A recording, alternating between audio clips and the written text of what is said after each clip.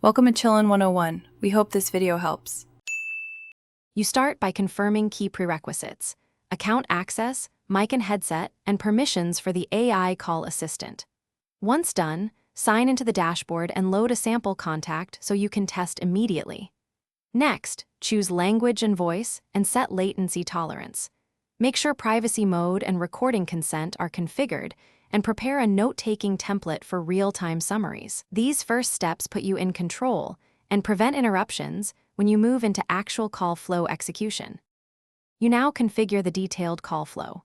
Start by mapping stages: greeting, verification, triage, resolution, and close, then script short prompts for each stage. Once set, customize fallback responses and escalation triggers so the assistant hands off when confidence drops below your threshold. Integrate CRM, calendar, and transcript storage using secure API keys and test API calls. While testing, observe token limits and latency. Adjust prompt length or sampling to balance speed versus completeness. You go live with pilot calls and watch metrics closely: latency, transcript accuracy, and how often handoffs occur. Once you see patterns, tweak prompt tuning, retry and backoff behavior, and confidence thresholds to reduce false escalations. Make sure error logs capture full context so you can reproduce issues.